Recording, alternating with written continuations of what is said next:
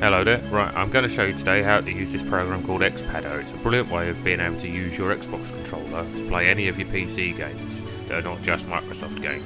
So first off, what I'm going to do is I'm just going to hide this, so that's the finished product, but we'll go back to the beginning. Right, so you want to go to www.xpadder.com. With there you'll find a download for it. You can see it there in the big green button. I'll just highlight that so people can pause it and have a look at the actual website. So here we go. Right, you just select your language, your country and all that kind of stuff. Press next, and it's just a load of stuff about what the program does. Just press next again because I'll explain it all. And just wait for it to load, and there we go. Right, you've got to pay for it. It's $9.99.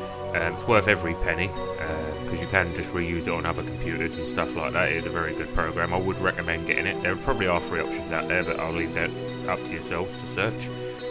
So here's the product once it's installed and all that kind of stuff. So this is how you'll see it when you first start. So you see controller settings, Xbox 360 for Windows. So you click on image and then you press open. So now you have a list of all the different controllers you could possibly use, and if yours is not in there, I'll eat my own hat.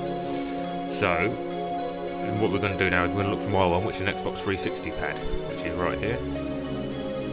So there you go, that looks very similar to the Xbox pad. So what we're going to do now is we're going to enable all the buttons. So first off, you just have to make sure your Xbox pad's plugged in, move the sticks as it tells you to, and then you just move that like the icon over where your button is. It just makes it easier to set it up later.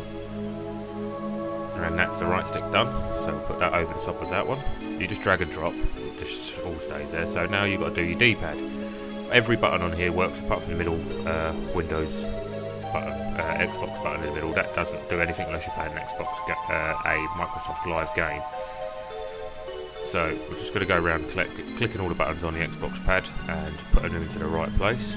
So now cover this one up here with A. While I'm doing this, and you can see I'm doing this, what I am doing is putting them all over here. The reason why I'm doing that is it's just so when you assign a button you know exactly where it is. So don't just leave it all jumbled up because you will make it all confused and you won't know where you're assigning buttons. So I would recommend you spend a little bit of time sorting it all out so it all looks nice and neat.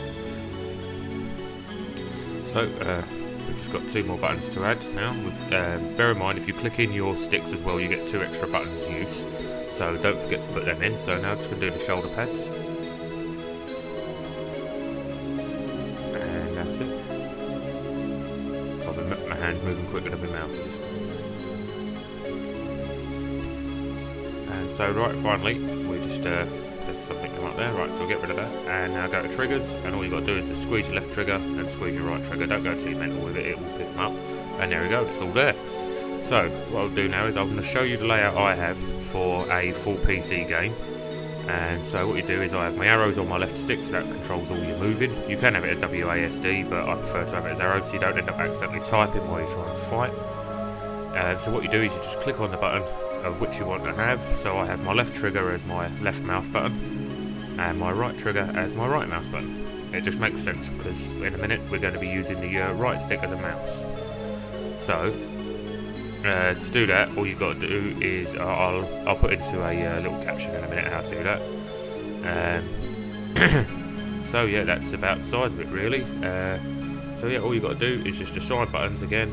Is you just click on it and then you click on that keyboard which one you want that button to be.